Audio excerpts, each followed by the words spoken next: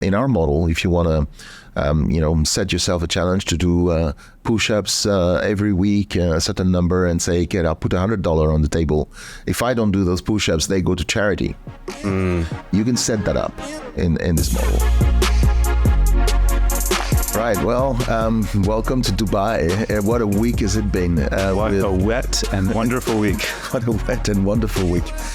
Colin, thank you for agreeing to have this chat. I did want to get an opportunity to talk and explore a little bit more around what we're doing, and particularly for our audience, talk about the digital health network economy that we're wanting to prop up. Over to you. Maybe we start by introducing each other. Tell us a bit about yourself, Colin. Sounds great. So I'm the managing director of a firm called Connect Partners. We're a venture incubation and advisory firm. So we work with a various number of companies to help them with fundraising, go to market, really just kind of anything strategically that we can help with by giving them access to our network of family offices, corporate decision makers, and VC investors. Mm-hmm. We also build some of our own companies in our venture studio. And so, one of the reasons I was so excited to get to speak today is because this topic of digital health and really network health kind of combines a lot of the things I'm really interested in, which is economics, technology, and healthcare.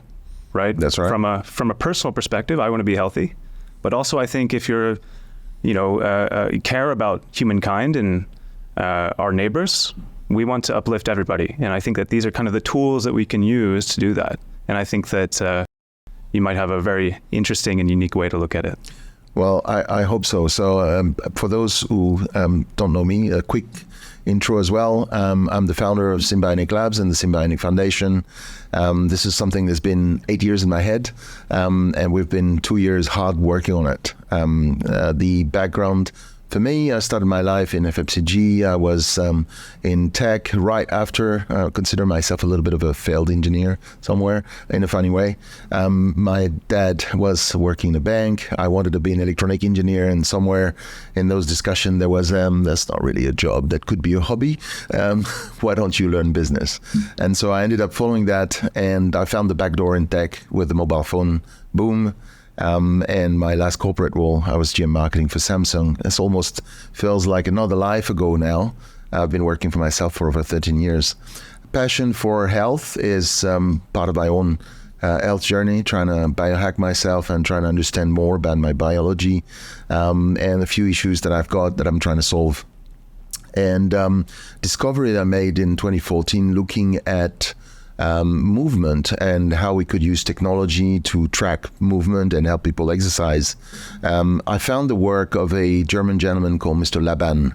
And Laban was in the field of dance, so I'm not a dancer, but I found that field very fascinating because by definition, very complex movement. The problem that Laban solved at the time in the 1900s is how we move the show that ballet company A has done in this city to ballet company B. And, if you're a musician, there's a music score, and Mr. Laban inventing a movement score. So basically he came up with a set of characters and symbols that you could combine to describe movement. I just saw this and I said, well, that makes it digital. Mm-hmm. So I just jumped on it and said, well, if I can actually use that mechanic to describe someone's movement, then we have the essence, DNA of that movement, and we can try to apply it and pass it on to someone else and teach someone else. And so I saw the opportunity to have a platform where you can help teach movement accurately. That was the beginning of a very long rabbit hole in which I'm now building. Amazing. So tell me a little bit about SymbionIQ Labs and what you're trying to do with that inspiration in mind, right? Right. So SymbionIQ Labs is the hardware and software arm. When I say hardware, normally people say hardware is hard. Why are you building hardware? There is a beauty in hardware that it enables fantastic software. And Apple is a living example of that. People forget all the other companies who tried to have a separation with hardware manufacturers and their software always end up having a complicated ecosystem with loads of bits that don't necessarily work across everyone. So that's our vision. When you come to movement capture, which is the core of our first product, it's really hard, and although there's amazing progress with Vision AI, it's really hard to do low cost, efficient capture of your body movements in 3D, and also something that gives you a feedback loop. So we build haptic feedback on the body, so which means when we use our product to train and learn a complicated movement sequence, we have the ability to tap and buzz and vibrate the person to guide them through that routine they're trying to learn. And is this specific to like skillful movement, like dance or athletes, or maybe on the job for certain manual labor? Is this what you're talking about, or is it more general, like walking through the neighborhood? No, it's really about posture perfect movement that you would want to learn in a dance or in martial arts or yoga or Pilates. And so our target audience is a mix of high performance athletes who is looking to do the extra a little bit that's going to improve their form, and a very good friend of mine who's a high performance athlete coach really said to me recently, this is about getting this muscle memory. If you repeat, it becomes, and you do it right, it becomes an automatism. And that's what they're looking for, so that you don't have to think about the movement that you're trying to make. So that's probably a very niche segment, but a very highly demanding segment, which we hope to satisfy, so we can actually build the best product possible. The more mainstream could be simple as the 40 plus who's realized that this body's asset isn't going to last forever, and they need to include more physical activity, and so they pick up yoga, they pick up martial arts, they pick up fitness training, weights training, etc., to add more physical activity to their life.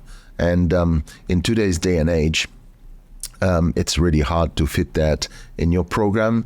I know about that as well. I've got a gym membership that I pay diligently, and I don't always attend it. So this allows people to actually do hybrid training. You can show up on the Monday with your coach, do a session. He can give you homework. You can go home and continue to train. Right. Yeah, you're reminding me to sit up straight now. Yeah. Yeah, I remember, working out as a younger man in the gym, and you're with your teammates and your friends, and so you're pushing yourself, and you think you're doing so good, and then someone comes and corrects your posture just a little bit, and you realize, oh wow, I'm actually not doing it correctly. Now I really feel those muscles being engaged. I really feel the difference, right? So I can see that being really valuable for those people that want to kind of elevate what it is that they're doing. How does that then kind of relate to promoting more general healthcare at a population level, right? Yeah. So it's really just one component. Physical activity is not the only thing. Most of the people will tell you that the first effort is in the kitchen, and portion control and calorie counting and all these things. Other people will say calorie don't matter. It's about the nutrients, et cetera, et cetera. There's loads of different schools.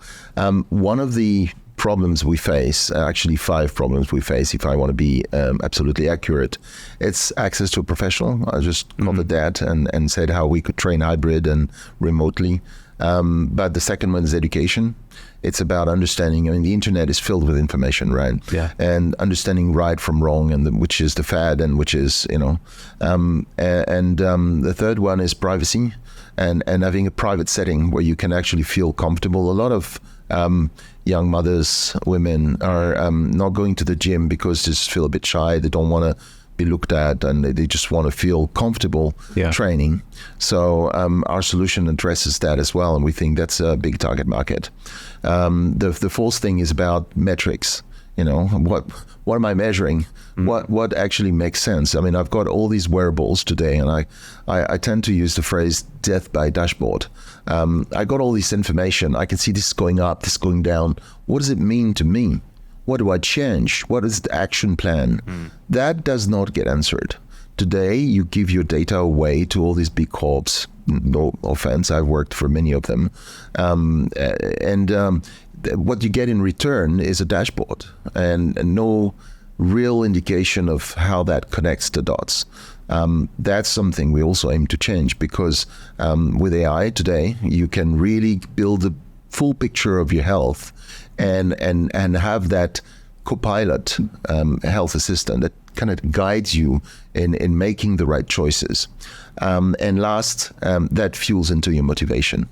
The average motivation run is 90 days. That's how many how many days people spend on a health app on their phone, or how many days they spend serious at the gym, or whatever new decision you make on the 1st of January after these big end of the year meals, and you say, yeah, this year I'm going to be good. That's 90 days later, you of course you last out. And speaking to motivation,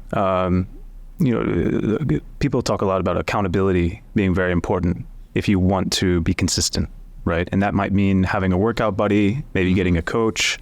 How do you think about incentivizing consistency and accountability?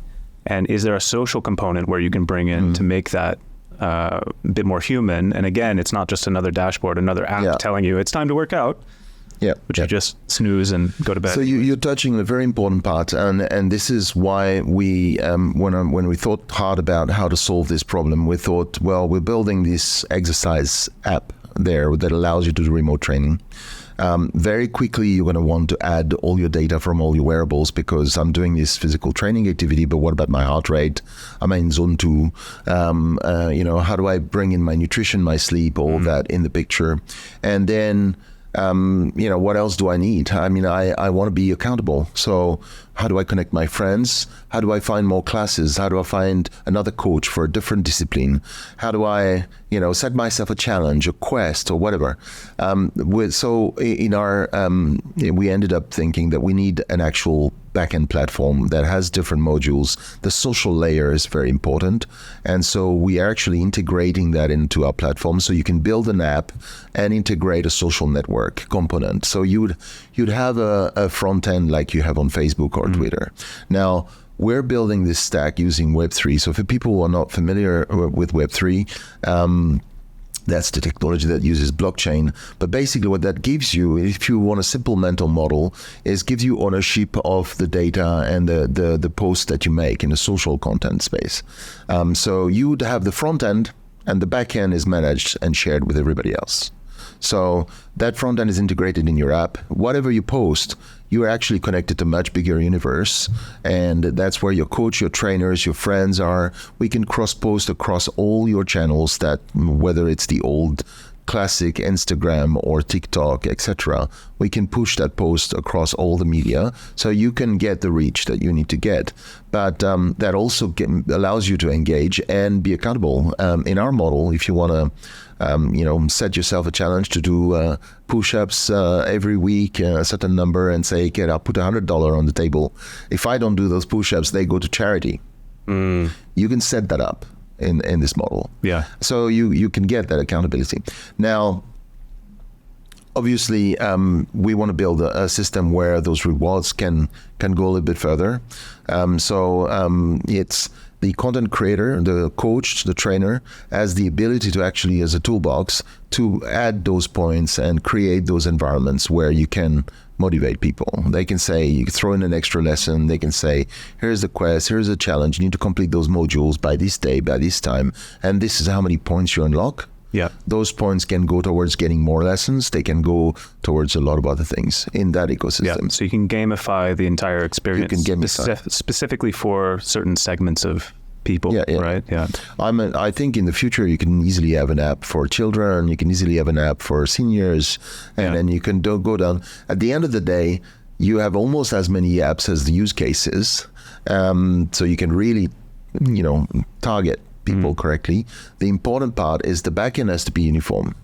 And when I say uniform, I don't mean the central platform. So maybe we can talk about the old model of platform economies and what we're talking about. Yeah, I wanted to ask on that. I mean, one could argue, so you have several technologies coming together that really enable this. One being, very low cost and efficient IoT devices, whether that's an Apple Watch or, your own haptic feedback system. AI, which ingests that data and gives you those actionable insights and what to do.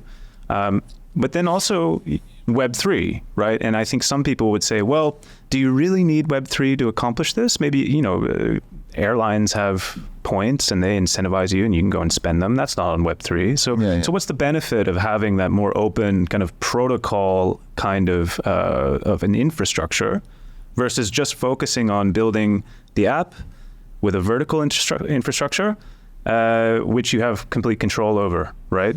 Well, I think the word control is probably an interesting one here. In a protocol network economy or in Web3 per se, it's a more distributed architecture where the users are actually in ownership and custody of their own data. And so it doesn't mean it is physically stored with them in a box, but it means they have the keys and the encryption, ability to decide who's able to read this and who's got access to it. And you could open and access a window on your data for a short period of time with a particular individual and a doctor or a physio or a trainer, and revoke that access once that session is finished. Now, today you go to your doctor, they put some information in their computer, supposed to be yours, but it's on their computer, and that triggers a whole bunch of regulatory aspects, HIPAA, GDPR, etc., around how they manage that and whether there's possible data leaks. I mean, as soon as you start cloning data everywhere, you have loads of issues and loads of horror stories as well of people who had data leaks and got impersonated by other people, etc., etc. In the Web3 space, that does not happen because the data does not get cloned across the place. The data stays in one place and you have key control to that data with the encryption, and you release that access as and when it's required. So it's like peeping over onto the data and then that's over. So that's a completely different architecture. And I appreciate for the audience might sound complicated, but it's under the hood. And so what's important is what it enables you to do. And so we can build an ecosystem where you're in control, you're in the driver's seat, you get rewarded for the data when you decide to monetize it. Someone can come to you and say, we've got this amazing research we're doing on Parkinson or Alzheimer, and we are looking for people to contribute data around this stuff. Do you want to contribute or not? Yes, no. And then you opt in, and then you get rewarded. You get some money, some tokens, some credits back to you that say, thank you for sharing your data. And that happens anonymously. You don't, data and identity is another rabbit hole. I mean, there's loads of rabbit holes in this space that we can go into, but in this, we can anonymize the data and share the part that's relevant for the study. Right. In a more ecosystem-driven model like this, it seems like one of the challenges might be actually getting participation from multiple, not only just people, individuals, but institutions, whether they're doing research, whether they're doing pharmaceutical, whether they're just a GP, your family doctor.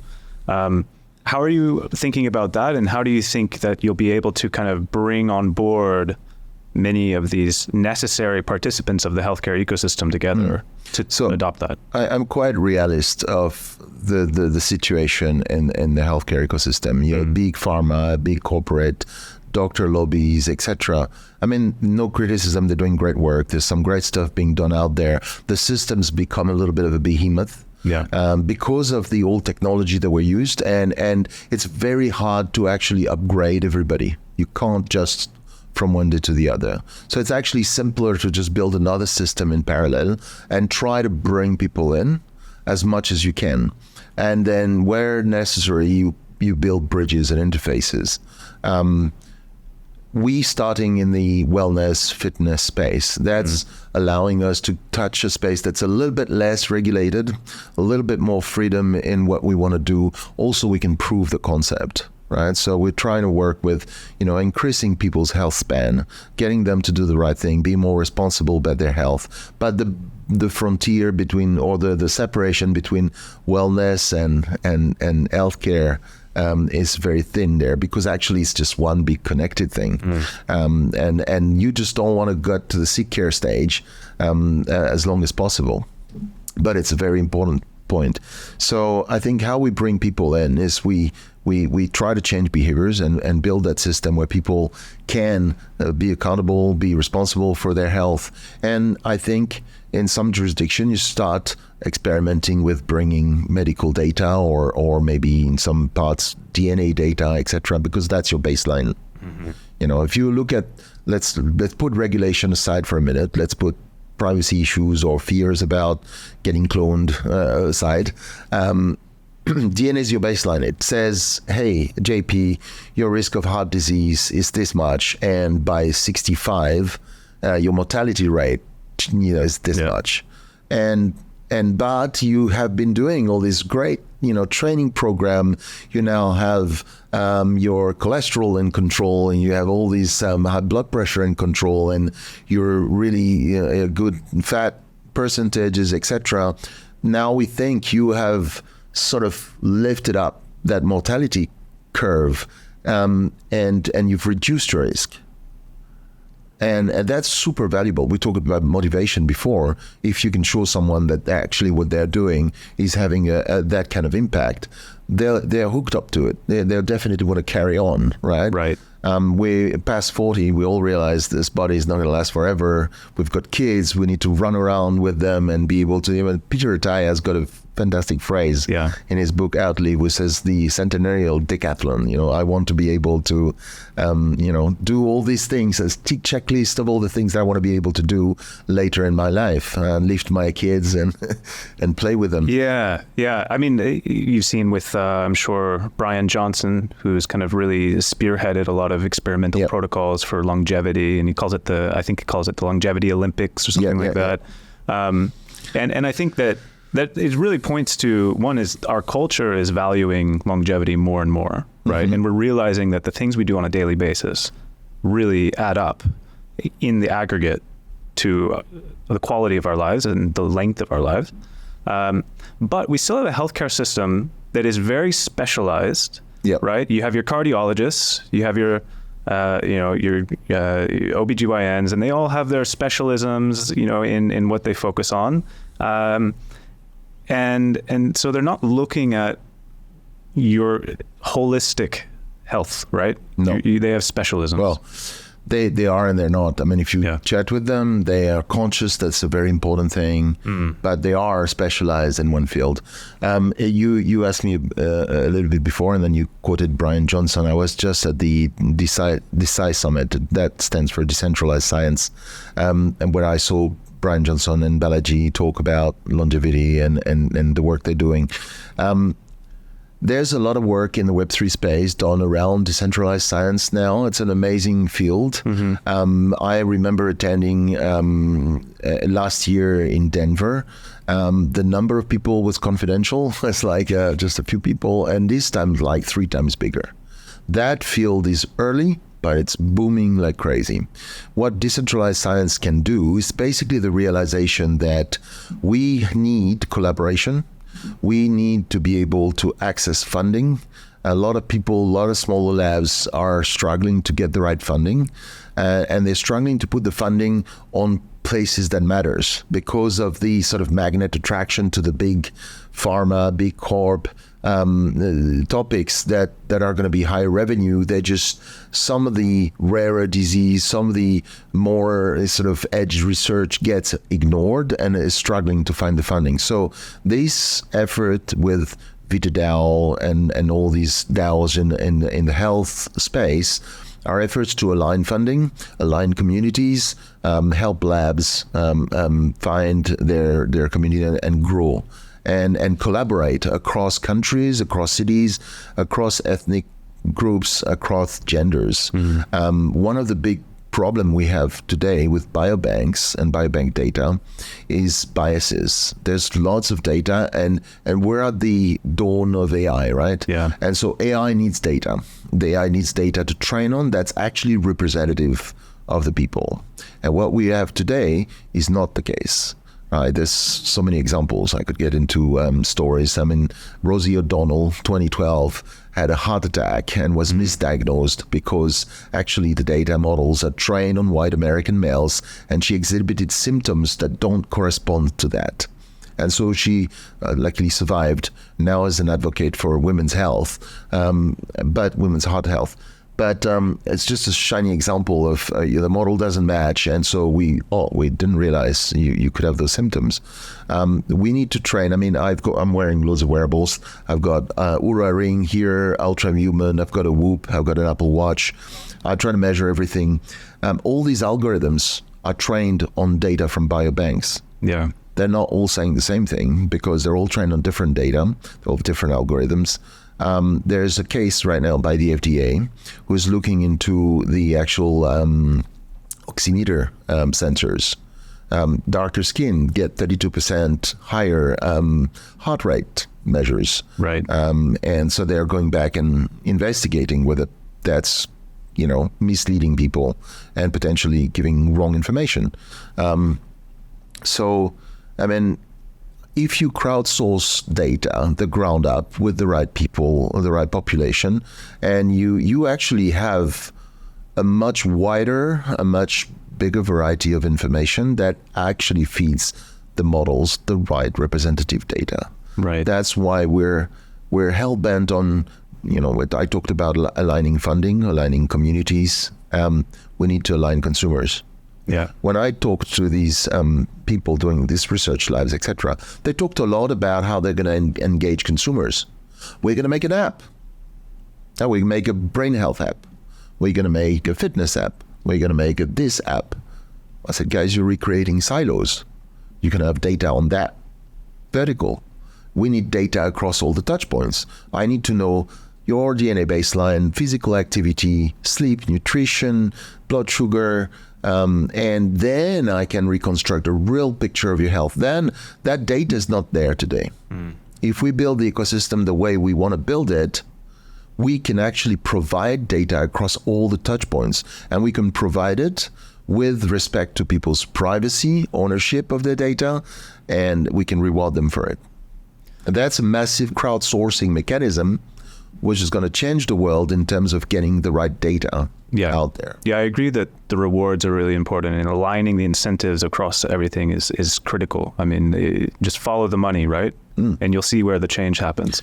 If you can get the big money interested. It's still the best way we found to align people's interests and it's motivate the universal language, it's right? got its biases and it's got its, you've got to be careful the way you do it.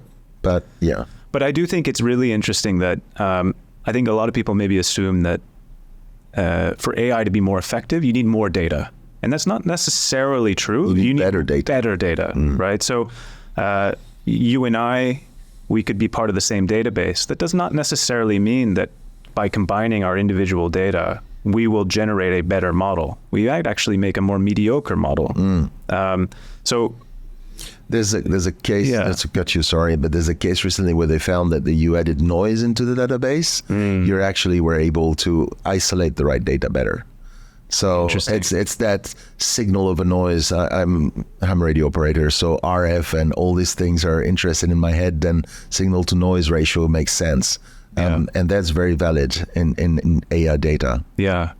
I mean, you've just started this journey of kind of launching SymbionIQ, and you're making great progress and having a bunch of great meetings here in Dubai. What are some of the challenges that you've been facing recently in taking off? You mean about finding funding?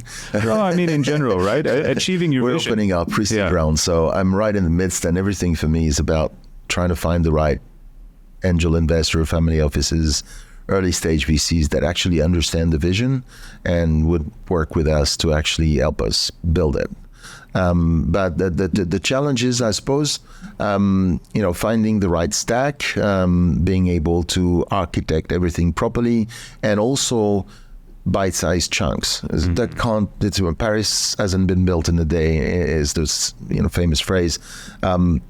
It's blocks that you're put strategy is about sequencing, right? Sequence. It's about what are you going to do first and what's next and what's the next 5 moves, right? And so we're very clear on that. We're starting with physical activity because that's a practical product that can scale quickly, that actually solves a massive problem, which is I want to train remotely, I want to train face-to-face. Movement training is something that's typically analog. If we can scale that, I always call yoga teachers, fitness trainers, I call them the little soldiers on the front line of the health crisis. Yeah. If you can augment their business, 100x it, you're actually making that front line stronger. And you're also plugging into users, getting the data. Yeah. And so that's the name of the game. That's what we need to be able to deploy the second block. Yeah. Big empty, you build it and they come. No, it doesn't work. You build the community, you build the users, you get the data through, and then you add up the blocks. Yeah. So you can scale up the services. Yeah.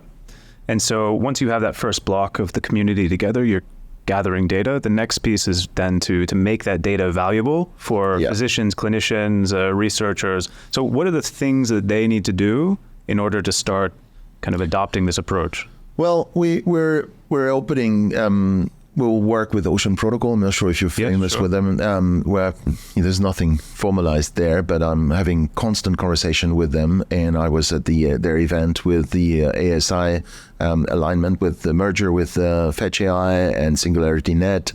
It's a fantastic toolbox for what we want to do.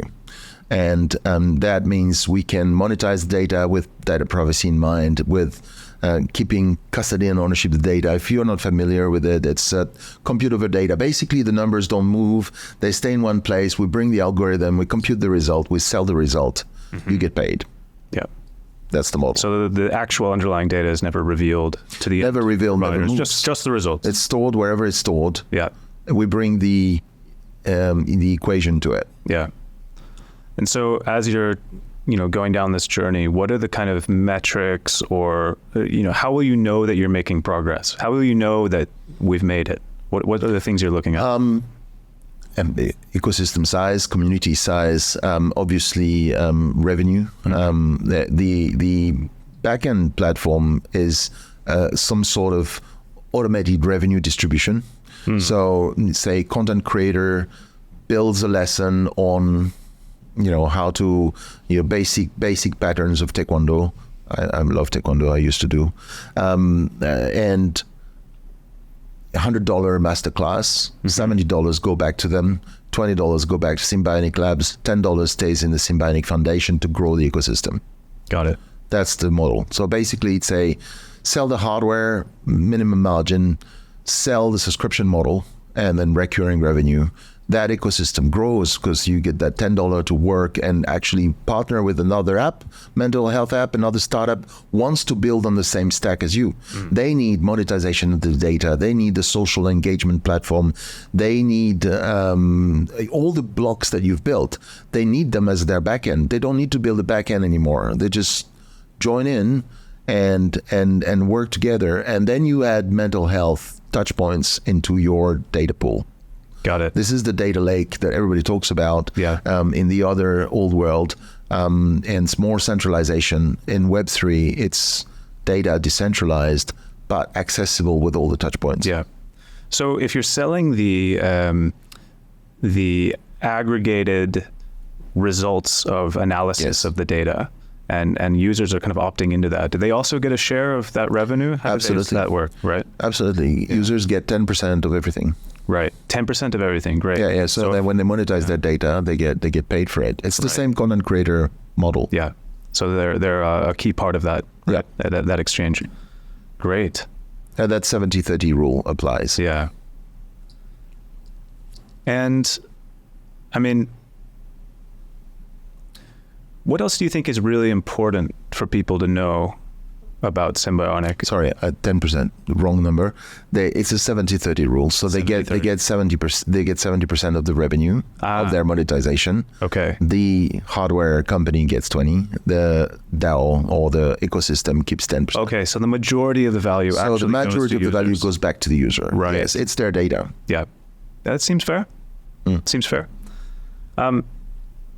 Actually, now that you bring up hardware, I am curious. You know, people say that hardware is difficult for a reason, right? One is you have the whole supply chain issues. Yeah. It does give you the ability to have an integrated experience, software and hardware together, taking the Apple approach. But are you able to leverage on the kind of proliferation of all of these devices? I mean, you've got like 10 devices on right now. Yeah. Which are low cost, effective, you can within degrees of variance. Why develop your own hardware versus just plug into all of these existing hardware devices? Right. So first, for the motion capture part of things, there isn't hardware that has haptic feedback and the way we want to do it at a low cost. Now we're, fingers crossed, targeting our calculations, everything is about $500 US. That's the hardware target price that we work with. That's still, I probably have to agree that in some areas of the world, it's expensive. For some professional athletes or from serious users who spend thousands of dollars on their shoes, gears, bags, golf clubs, etc., it's actually a okay amount. People like GoPro, I always take GoPro because I love the example, proved us that you can build that kind of hardware company, scale it up, become a massive accessory ecosystem, millions of users. They scaled up to 10 millions of users in, I think, 2 years, something like that. It was just insane. I've got the numbers. And that's always a good mental model for me, because suddenly with GoPro, people realized that it was the birth of the content creator economy. They realized they could go out there and then record their moves and jump around in their bike and skateboards and stuff, and then share that to the world. Like, wow, actually with motion capture tech, my dream is that the kid next door who's really good at hip hop, who's never thought about being a hip hop teacher, can actually buy this system and get on there and become a hip hop teacher as a side hustle. And monetize his skills. I mean, we want to solve performance athletes, rehab, and other things first, but I think that can go all the way to that. Yeah, it makes sense. I mean, all of these use cases I can see. Do you have a sense for what will get adoption first, or where the first domino is? Because I can imagine, let's say rehab, for example, you need to bring the physical therapists on board. They need to like the system, want it, like the system, and really, So we've spoken to quite a few already. These are the audiences that we want to address first. Yeah. First of all, onboarding a development client is a fantastic way to work with your target audience to build the best product possible. Yeah. They are very demanding. That means you can satisfy them. You've won the others. Yeah.